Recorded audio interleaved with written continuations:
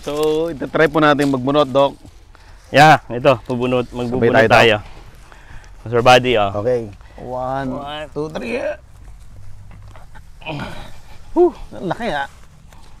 Yun. Ang laki. Laki.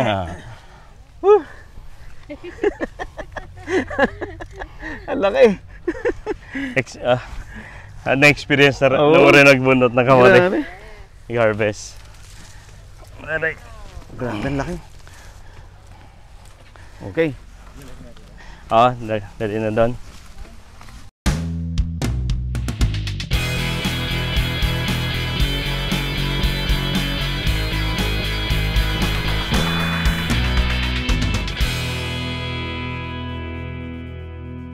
Available na po ang agribusiness merch sa Shopee. Ang link nasa description box. Medyo matagal-tagal mo natin hinintay but finally na-reach natin yung 1 million subscribers dito sa Agribusiness How It Works. Kaya meron tayong win a trip to Vietnam, all expense paid. Open to all farmers, gawa lang kayo ng 1-minute video at sabihin bakit kayo ang kailangan manalo.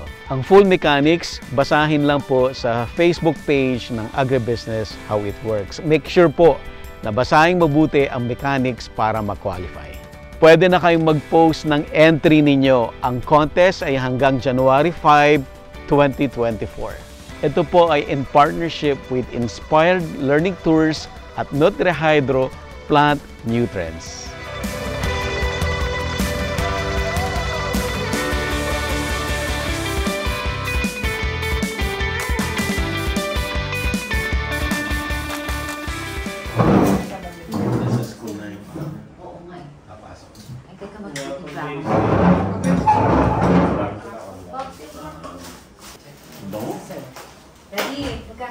Yung ano po yan, kaldereta, mas masarap siya. Ayan. Sa guard na lang. May guard. Oh, baka malak. Sige. Pero bawal lang maligo yung pet. Oo.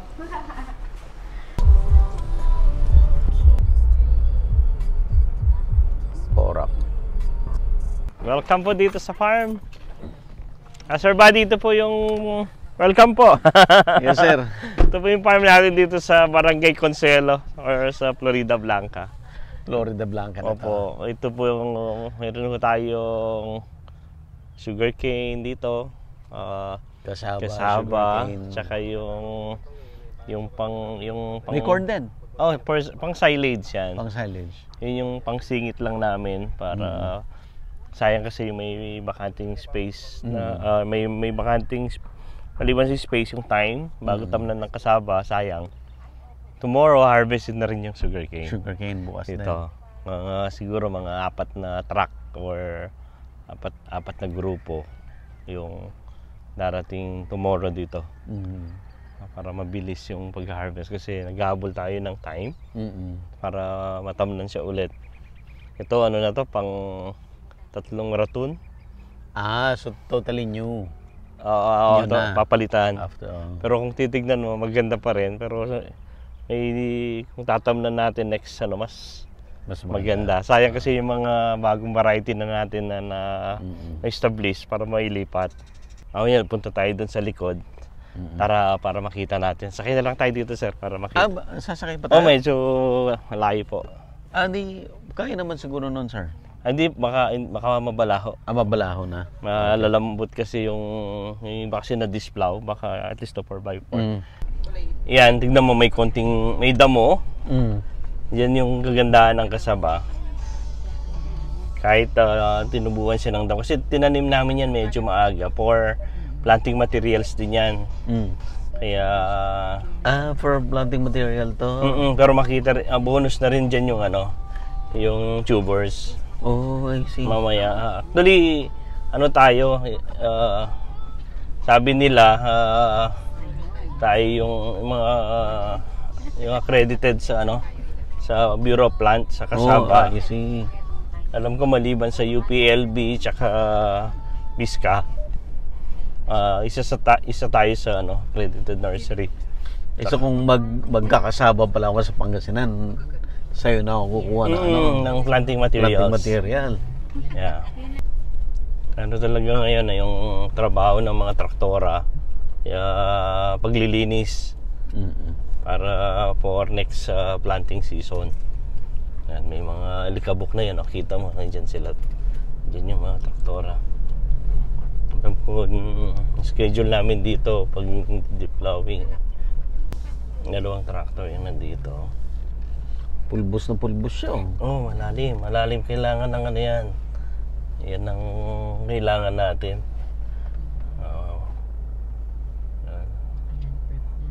Tignan mo, malikabok na. Pero tignan mo, may moisture pa rin. Ngayon, 10 a.m. Magandang sinyalis yan na tignan mo, may moisture pa rin. Ginagawa natin parang sponge yan para yung moisture aakyat. Then maliban dun sa almost mga 1 foot yung ano yung sukat ko diyan. Ang tansya ko lang Pero dapat minimum 1 foot. Pag-aararo. Malalim pala. Malalim. Kasi abati tayo para bulin tayo ng alikabok. Ayan, dalawa sila. O kaya atras tayo. Ayan. Kailangan ng malaking horsepower na traktora. Kasunod. Magkasunod para mabilis.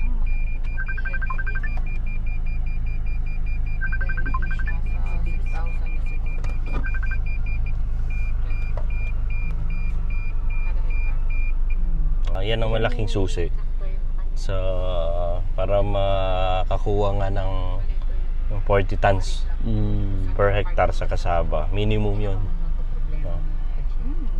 Dati, Doc, nung unang gumawa tayo, ilan yung production mo nun? Konti pa lang nun. 20? Halos ganun.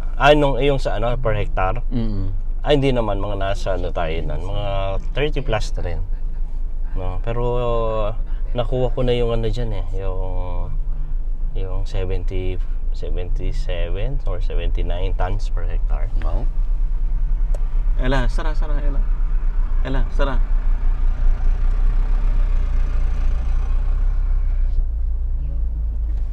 Yeah. Ito mga nasa yun na prepare namin dito mga 7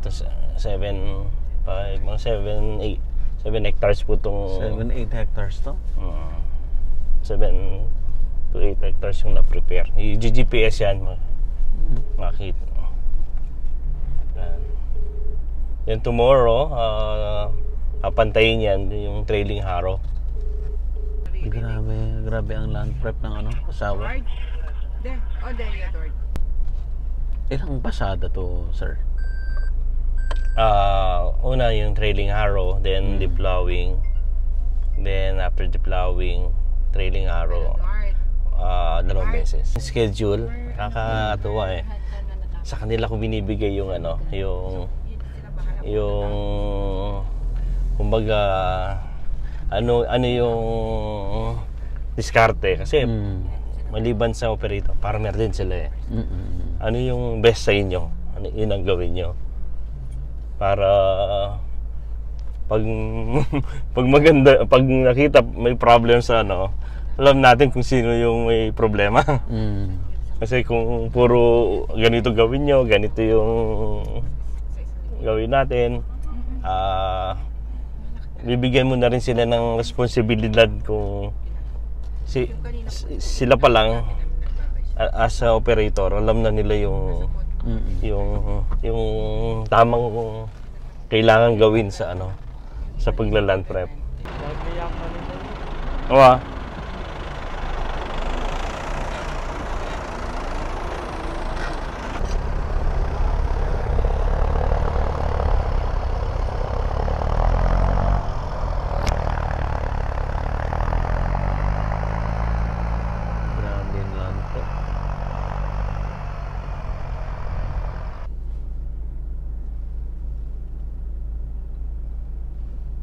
Pero yung sinasabi ko nga, sir, yung magtatayo siya ng planta.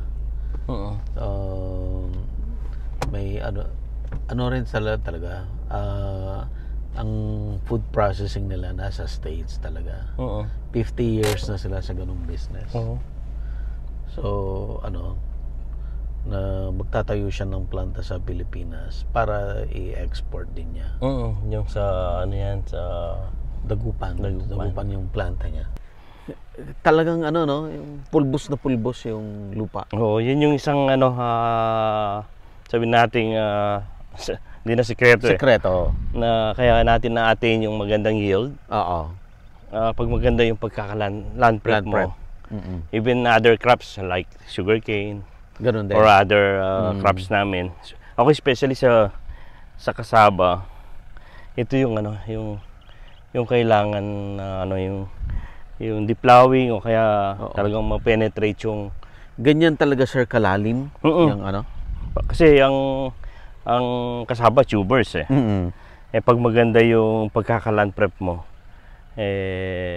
mabilis yung paglaki, yung hindi hirap lumaki yung kasaba hanggang may open na sabi nga makaka-expand siya.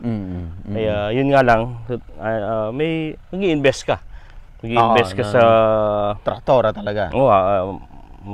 Yung mataas na horsepower, magandang implements. Then may timing din ito, yung hindi lang bawa niyan ay mga ilang araw lang ipapatagin na namin sa pamamagitan ng trailing harrow. Then ilang days noon pwede na tayo magtanim. Sir, so talagang kung ikaw ay commercial scale talaga ang farming katulad ng ginagawa mo, talagang yung farm machineries and implements importante talaga. Kailangan mag-invest. Actually, lalo sa pagtanim, synchronize yan. Baga within sa maghapon, kailangan makapagtanim tayo at least minimum of 7 to 10 hectares. Sa maghapon. Kasi inahabol natin yung yung moisture ng lupa. Tsaka yung pagsabay-sabay yan, even dun sa mga pests and diseases, sabay-sabay hindi walang naiiwan. So ibig sabihin, sir, let's say for example in a month time, ilang hektarya yan lahat yung consolidated? Yung consolidated, yung pati yung sa mga other farmer, malaki din dito sa area namin kasi may mga farmer din tayo naka-under sa atin. Siguro Pampanga alone ang nakatanim dito mga 1,000 hectares. Then plus yung ito nga yung minamanage namin ni Mrs. Ito yung mga gaya nito, rinerenta ho namin ito. Plus yung mga sariling lupa ng mga nabili pero hindi naman ganong kalakihan. Ganito talaga yung yung process. Sir, ganito talaga ang lupa. Maraming buhangin. Ito yung effect pa ito nung lahar dati? Ng binuga ng bulkan. Kaya naging sandy loam yung lupa namin. Kahit before pinatubo, sandy loam na talaga. Sandy loam na. Siguro way back nung pumuntok siya ilang unang panahon wala pa tayo noon. Pero yan, kaya naging rich yung yung soil namin sa akma ito sa sa pinong-pino talaga sa root crops. Potato or sweet potato, kasaba or ube. Napakagandang itanim dito sa area namin. Almost mga 1 foot yung ilalim. 1 foot. Kaya yung tubers talagang pag lumaki grabe, mamaya makikita natin sa harvest kung ano yung resulta nito. Kasi sa paglaland prep pa lang makikita mo na kung ano yung pwedeng resulta or kalalabasin. Yung timing.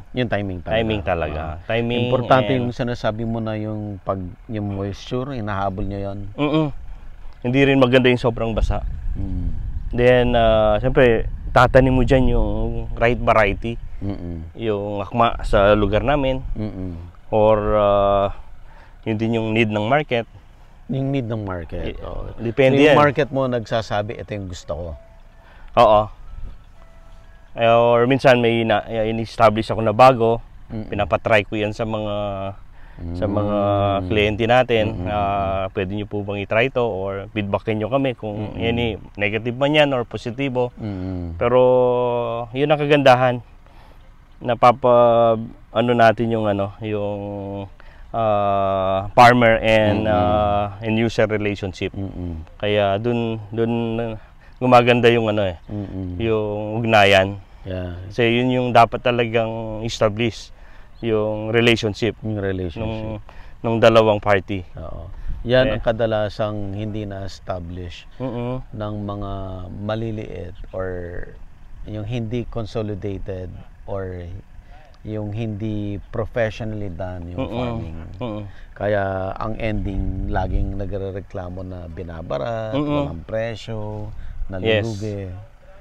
Dahil hindi sila ready sa kagaya ng mga ginagawa. Gaya nun na yung ginagawa namin. Natutunan ko rin to dahil siguro sa mga naranasan din naming mga experience sa mga trader before.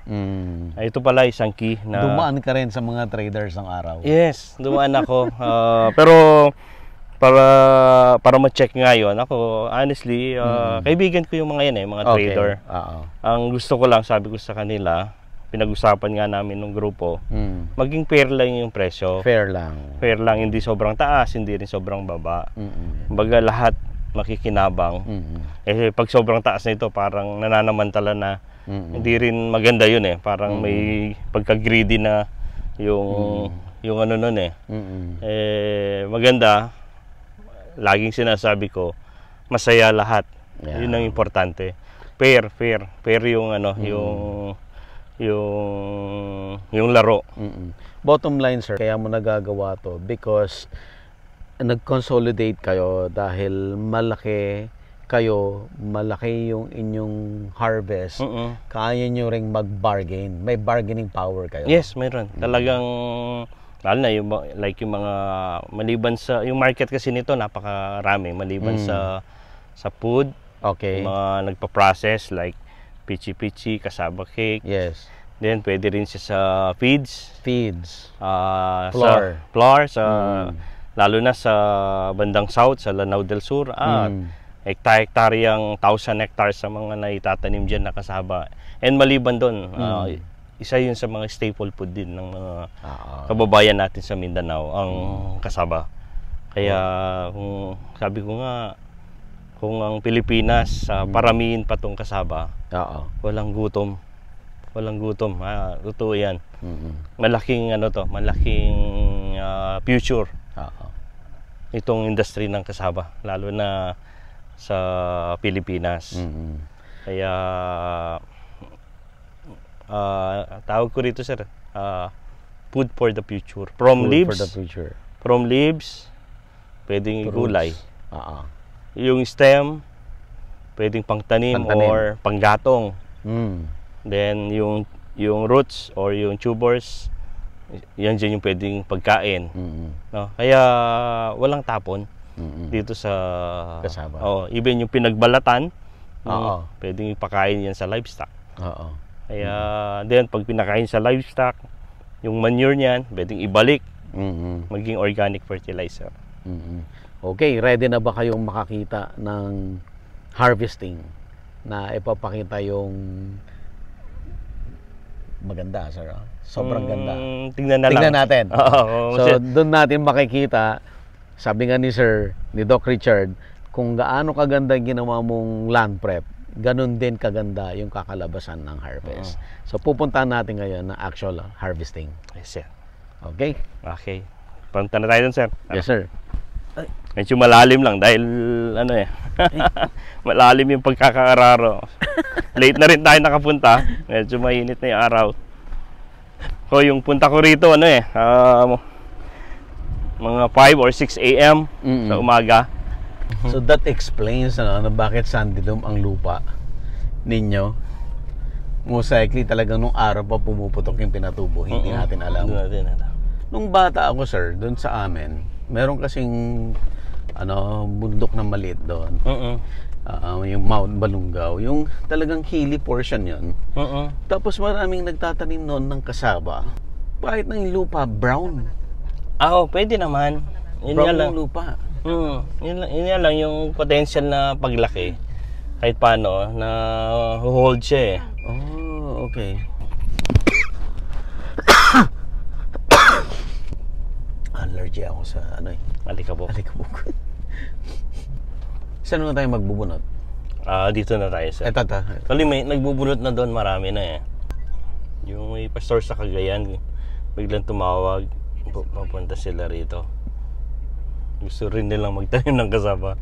Sabi ko mamaya na, papunta na po kami, Doc, sabi niya. Cagayan? Cagayan. Cagayan Valley? Oo, kanina kang umaga lang Pastor siya. Opo, tsaka taga-Tarlac si Pastor. Hello, Pastor. Doc, papunta na kami Consuelo at no ka rin punta lang kanya. Tike po, nung ko po banda, kaya pong pagkati Consuelo, kitang arko. Katahan ko. Opo, mag-left ko po ka rin. Okay. Sige po. Alright. Susi. Hello po. Kumusta? Nay, kumusta? Nakarami ka yatang tabas, Nay? Ay, kumusta po? Ito yung mga masisipag kong mga worker. Si ate, kumusta? Okay lang din. No? Hi! Kumusta? Ako na naman. Si nanay, lakas pa ni nanay eh. Yan. Si Sir Buddy Hello po. sa agribusiness po. Agribusiness? Si Kuya William, yung husband po niya. Na siya yung isang lead man din po natin. Maliban doon, kaibigan. Oh, I see. Then, siya rin yung mahawak sa mga tao po. Tao. Si... Kasama. Super bait nun, sir. Kakainin na lang niya. Bigay pa sa ibang tao. Talagang, Walang-wala talaga po. super bait. Tulong po doon. Super bait ni Sir William. Ni Kuya William. Pero, graduate na rin yung anak niyo po. Dalawa. Dalawa po. Sa amin. Yan, Sa farm. Oo. Sa baboy. Oo. Tsaka sa, yung sa Nasa Angeles ng architect. ng bahay. Architect. Oh, architect yung anak niyo? Opo. Siya yata gumawa doon sa Doon sa farm. kaibigan ni Doc. Maganda, Doon maganda. Sa taas. Dami.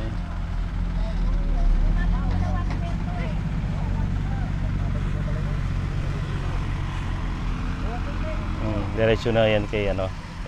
Don Dinitos na Dinitos. Grabe, dami ring tao sa... Nabibigyan. Pag full blast yung trabaho, 100 plus yung mga worker natin. Yan per bag, per sacks, ang bayad ko lang per day.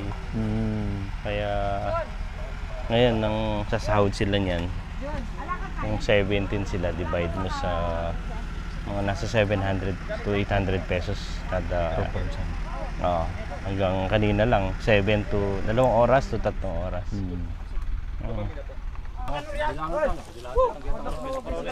Dito maragol dala talaki ni. Ang laki niyan. Yan. Dito. Hasan yung kamote nating malaki. Yan, sir. Ayun, grabe. Yung mga... Grabe, ang laki. Ang laki. Timbangin natin mamaya. Ayan. Ano mo, Sir Buddy? Sir, magpa-picture tayong dalawa. Hawak natin. Sige, mamaya. Giant kamote. Lagyan natin dito, ipwesto natin. Pwesto mo itong kain. Ayan, lalaki niya, no? Paputot tebay ni. Imagine, no? Sa isang hektarya, sa isang hektarya, mayroon kang 10,000 na puno. Ang laki. Mga 20 plus kilos to. Yan, putulin dito. Pero ang laki rin ng puno niya. Oo. Magandang variety to, genetics. Pantanim. Ibig sabihin, nakita mo, doon nang galing eh. Yan din yung isang ano ko, pag may mga magagandang yan, siniselect ko yung mga ano. Yung galing UPLB po itong variety. Lakan 1. Lakan 1. Ito yung Lakan 1. Ayan, laki. Okay, nag-start na po sila mag-harvest dito. Ay, nabunot na nila yan? Ganun sila kabilis? Kabilis. Hello, let's go. Yan. Yan, sanay na po ang mga nag-harvest natin. Ito po manumano ang pag-harvest po dahil pang food grade nga na bawal. Hindi pwedeng masugatan. Hindi pwedeng masugatan. Yan o.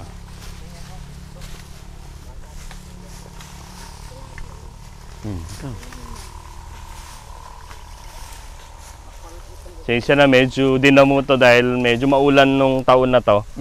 Kaya, pero praise God pa rin. Tignan mo naman yung tubers na binigay pa rin sa atin. Masakit yan.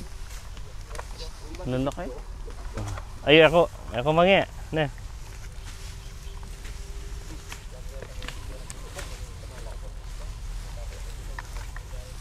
Wow, may naman nalaglag ko na yan. Tanggal pa ako.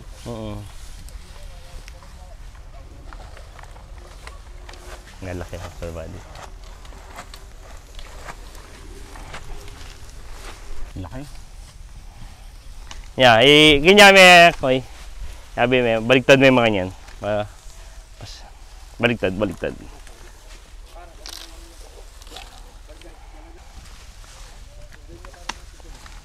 Sige, magpatong ko pa kanina.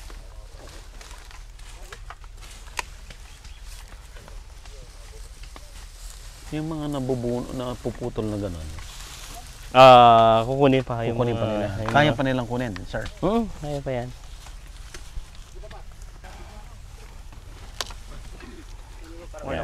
Denny. Kanya na niya pa. Kenny. Denny niya pa Kenny. Ito ang mga ragol, Kenny, John. Kenny. Doon kami magdi-discuss ni Sir Buddy. Baligtad mo eh. Iwasan niya mga put-put na eh. Mga... Kenny, John. Gusto maganda dito. Dito. Saan siya? Ready ha? Shorts ha? Shorts. 1, 2, 3, go! Yat! Okay. Isang oras, dapat may picture din yung buhat namin ni Sir Buddy. Sige. Isa pa. Sir. Okay, ready? 1, 2, Dok. Sama ka, Dok. 1, 2, 3, go! Wow. Ang ano to, 20 to 30 kilos. Hello po, ma'am. Malatila pa rin ka na ako. Hello, ma'am Hana. Hello, sir. Kami ni Pastor Ferdy Balmores. Kaluguran ni ka. Ay, Pastor! Magtatanim sila kayo nakita sir. Opo. Lahat ng ano mo sir na Hello, Sir sir. Buddy. ko yung pinapanood Ay, sir. salamat po, Pastor. Kagayan siya. Oo. Cagayan. Kaninang umaga lang sila tumawag, Sir Buddy. Sabi ko, nahiya naman ako kung darating sila, baka hindi ko sila mabigyan ng... Sabi ko, sige, walang problema. Picture po tayo, sir. Tara, Pastor. Halika. Halika. Pinapanood ko lang kayo eh. Halika. Sir, sama ka. Rakat wala ako naman. Na? Makanya paninang kamutin dutong kanya ng itanong ka bundok. Ito yung dream ko. Saan tayo? Doon tayo? Dito tayo. Sa mas maganda. Hindi na mo pa yan, no? Ano? Yakapin itong kwan eh. Dito kay Yes, sir. dito ako sa Kasaba Master. Oo. Dito tayo. Dito tayo. Kami. Sir Sama, bigay mo kay... Sir Buddy, Kasaba Master talaga ito. Yes, sir. Yes, sir. Sir, walang abuno to. Credit sa, May ano, abono yan. sa Panginoon, ano? May abono yan. Meron po. Dito tayo. Trip of 14. Si Ma'am, dito ka. Dito pa, dito. Reglet. Sabi natin dyan. Ready? 1, 2. 1, 2. Nakaka-amaze. Ikaw naman. Ngayon lang ako nakakita ng kamuting kahoy na ganyan. Pwede akong Yan yung kalaki. ganito lang para iuwi ko ngayon. Mamaya po, yung buo. Pwede. Para malapit Oo. Mamaya. Tila pare ka na ako. na ganito kalaki. Ito yung sa'yo, Pastor. Ang ganda na yan, lalaki na yan. Di ba? Saan Galing. kayo sa Cagayan, sir? Pakayang kepe, ikaw pa pagpulay. Alima pa. Lasang. Mga Anong malapit na mga Mga bayan? bay na bon. mga February, malya pa kanta. Hindi. Wala nang uran eh. Gataran. Wow, kaya rin. Bandang dulo po ba yan? Opo. Bandang dulo. Malapit na kami sa Apari. Okay. Amazing Wow. po, ano? Amazing talaga. Yan yung mga Kyla Rene po, 5 plus. Ano kayo, Mga 35 ano kayo hectares na rin. ganyan para madaming kita?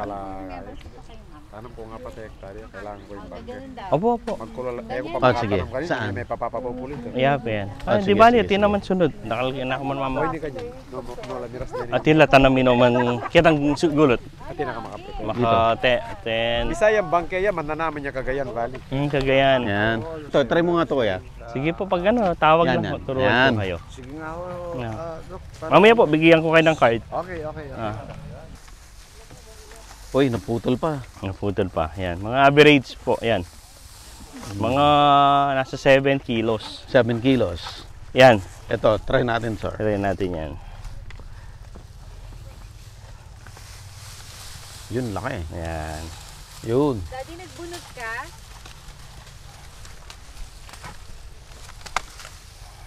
Laki, oh. Oo. Ito na meron. No? Yung ilapit na. May naiwan pa, Sir Buddy. Oh. May iwan pa. Ngayon pa, oh. Ayan.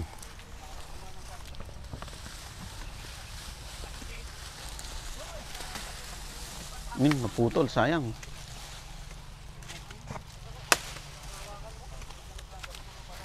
Ayun din yung naputol. Naiwan. Sumasama rin. So, ito-try po natin magbunot, Doc.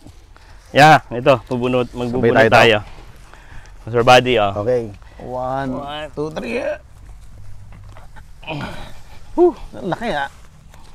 Yun. Ang laki.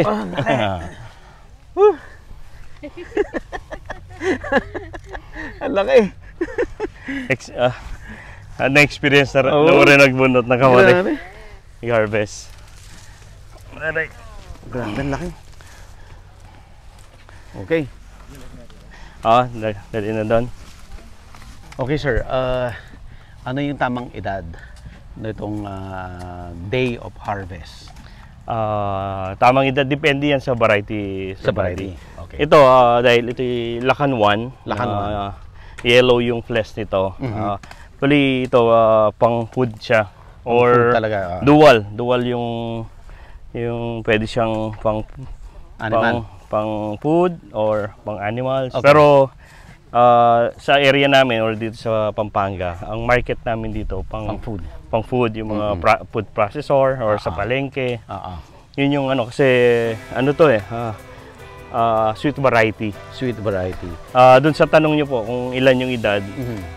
Itong Lakan 1 as early as kung nagmamadali ka talaga, as early as 7 months, Pwede na. pwede na. Okay. Pero kami, may mga data kami. Ito, nasa 10 and a half months ito. Naitanim to nung mga January, mga last week. Nandun sa record, mga last week ng January or second week ito. So, nasa 10 months. 10 months going to 11 months. Going to 11 months. Okay. Then maganda na yung starch content. Then sa size, okay na rin. Para yung magpa-process ng kasaba cake or pichi-pichi, starchy, maganda na yung starch, masarap. Kaya yun yung mga system natin dito o yung mga data na kailangan para ma-meet yung quality, quality sa farm, then quality din sa nagpa-process.